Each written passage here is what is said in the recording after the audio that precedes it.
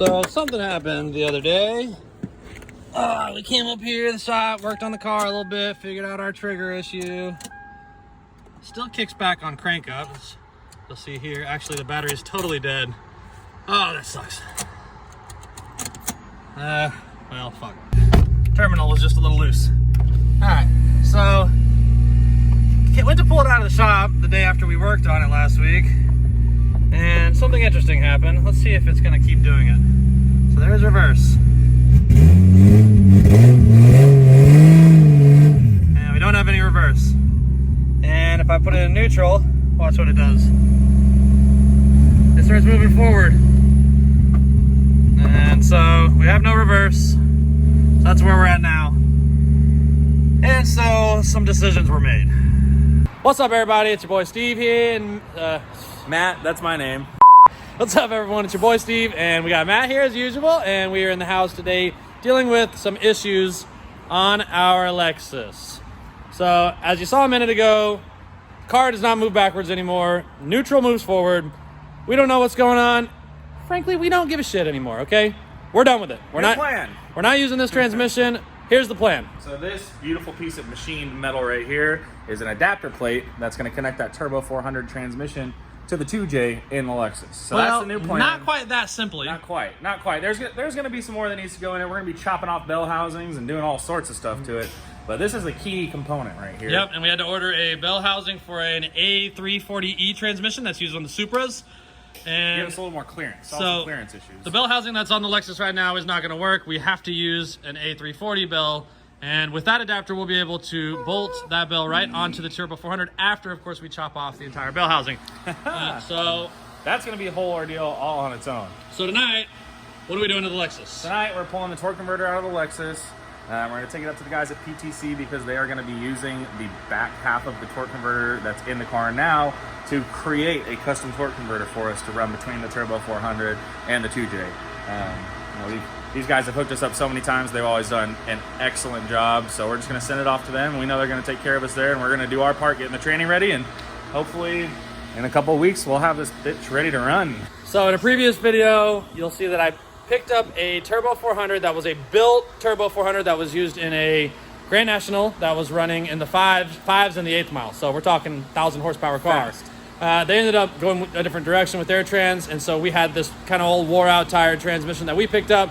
I did a video where I completely tore it down, put all new clutches in it, Ray Besto stage 1 red clutches, and so it's pretty much ready to go.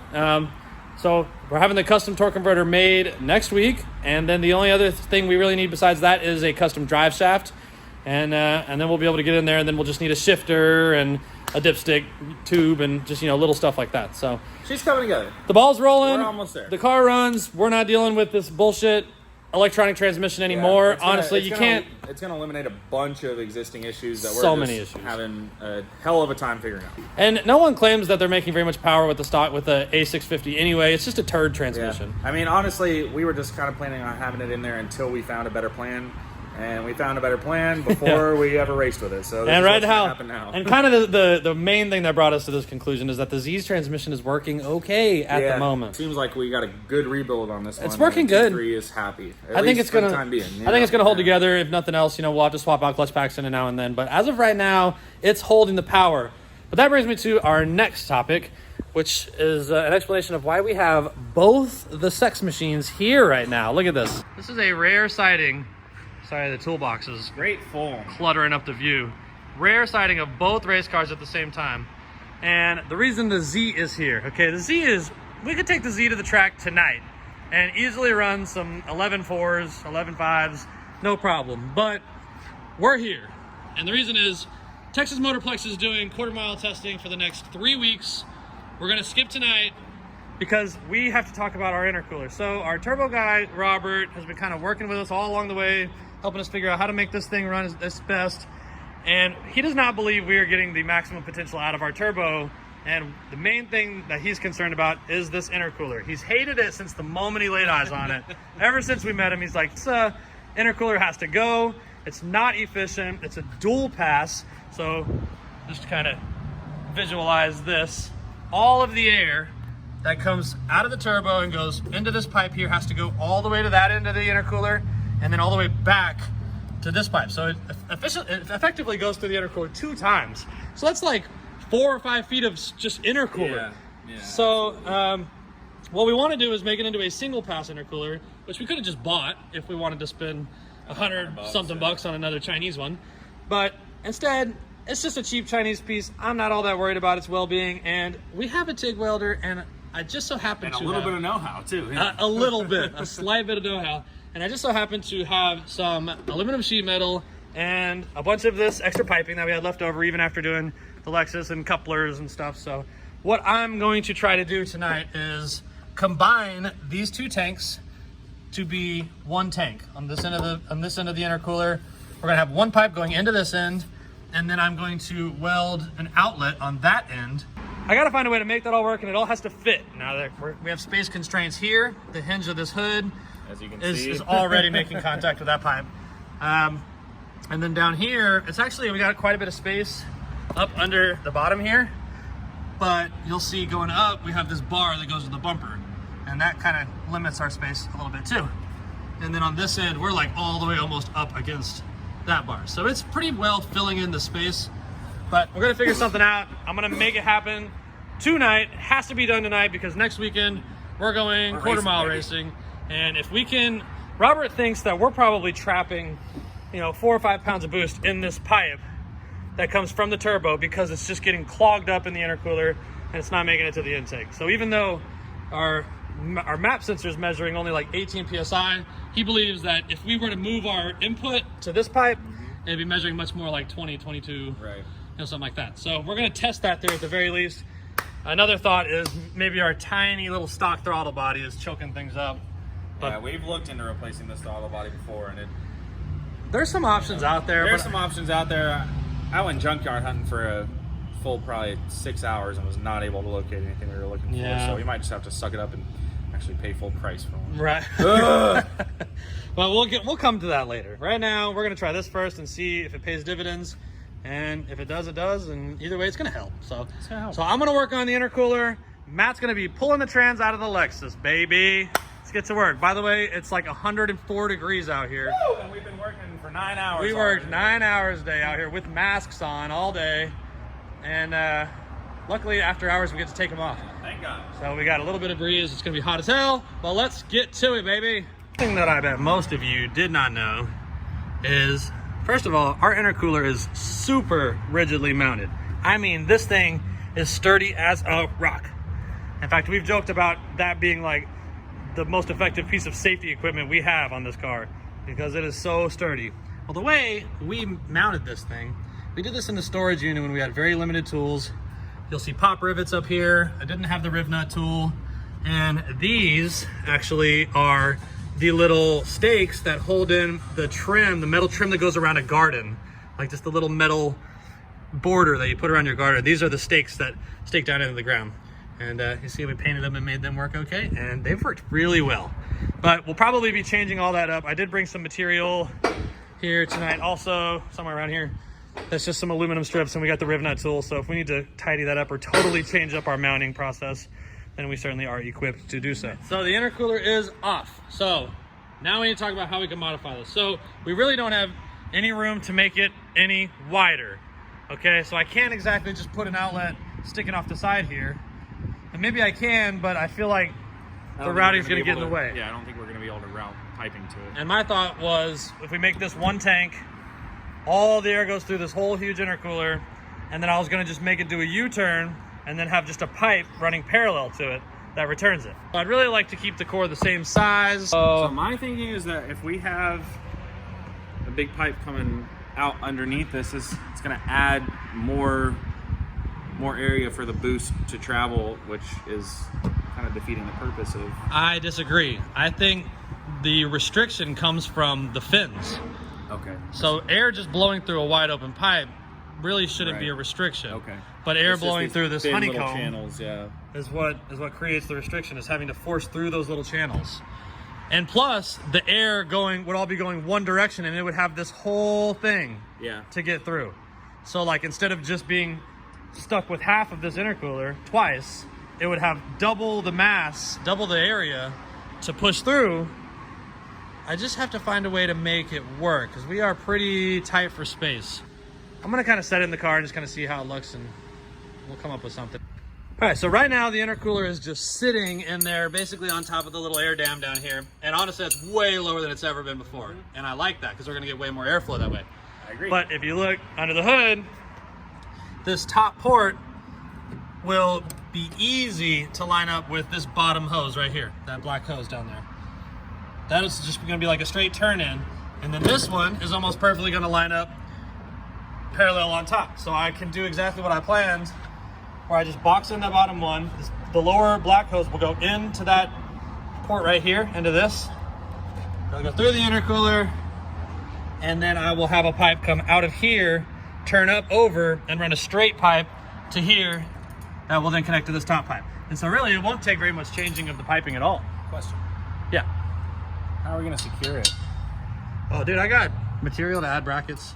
Okay. And we'll probably do riv nuts here instead of just those janky rivets, and it's gonna be better than it ever was. Excellent. But I got a lot of work to do, so I better get started. Sounds like a lot of work. Why not?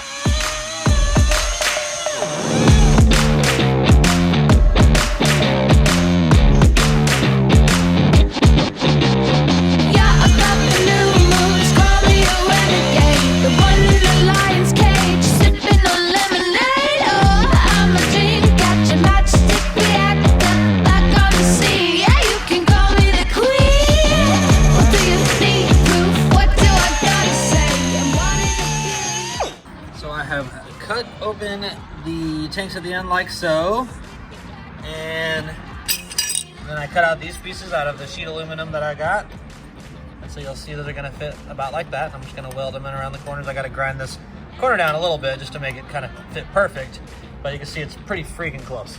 Okay, and I got another one for this side here, and then I'll just have to do a flat plate rectangle to just box it all in there. And yeah, then we're gonna have this tank on this side done. Everything will be connected and open. School called me a renegade, the one at the masquerade, wearing my own face. Oh, I'm a quicker fix, lipstick athletic, back on the scene. I'm coming back, I'm a queen. Now you know that I'm back. Now you know I'm back. On track.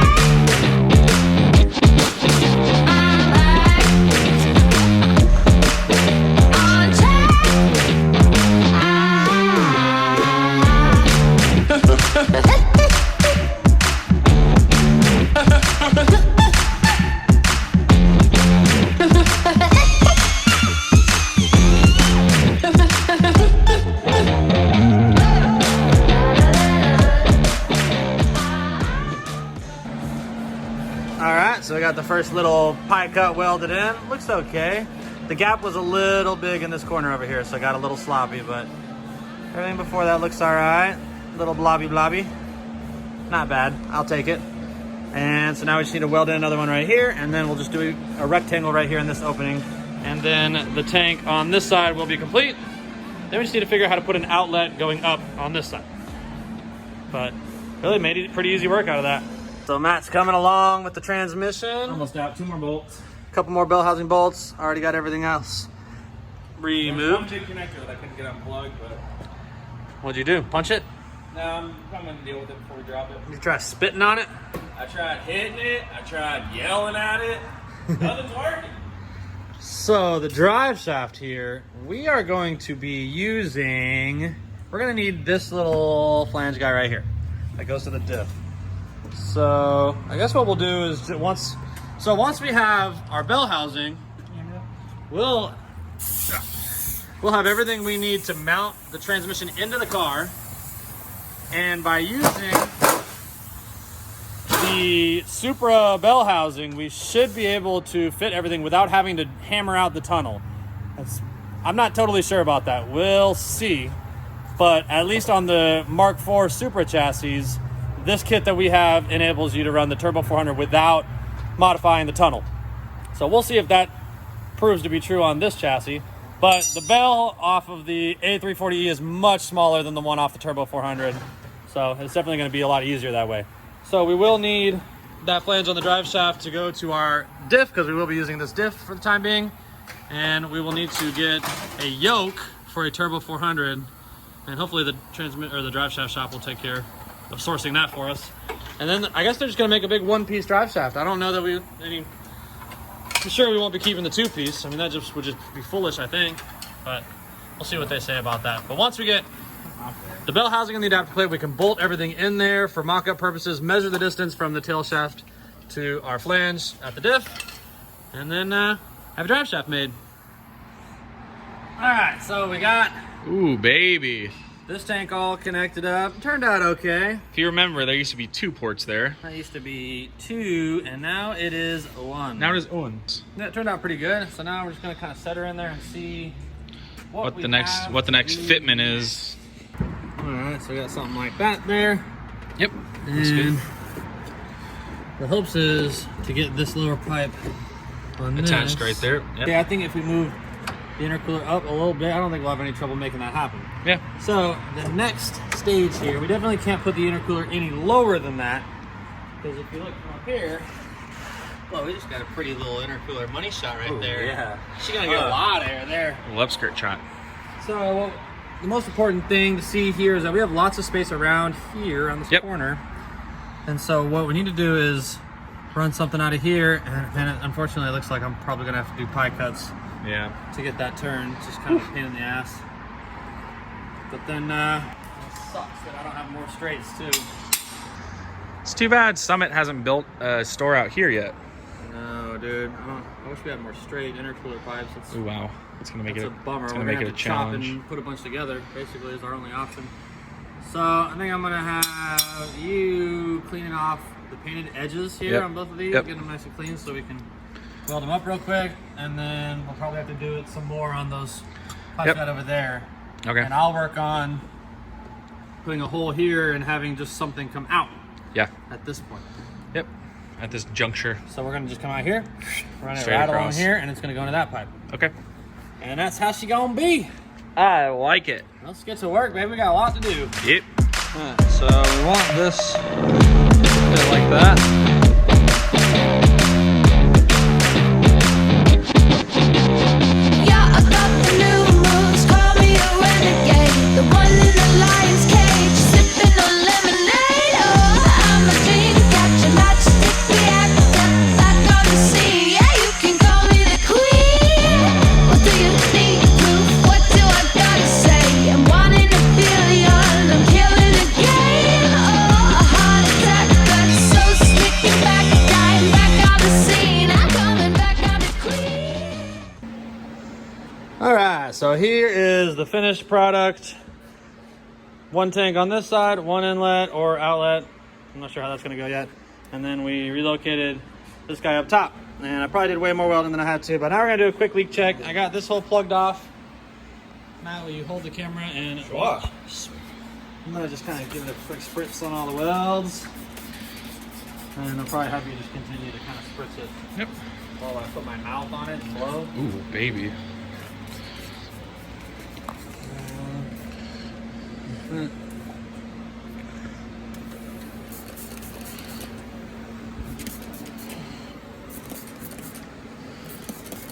I'm not seeing any booblies. I feel like I can hear. Oh, hold up. I feel like there's something right here. Look at this corner over here. Yep. I see That it. corner right there? It's right there. All right. That's it right there. Okay, let me just hit that real quick and Yep. everything else passed the test. I'm gonna Sweet. probably go for a faint. Yeah. All right, so here we are about 11:30 at night. It's been a long night, okay? I knew this was gonna be a tough night. I'm not sure if Matt knew what he was in for. But just the intercooler stuff alone took hours and hours. Matt had the training out of the Lexus ages ago. He's just been kind of helping me clean and prep things and mount up brackets and stuff.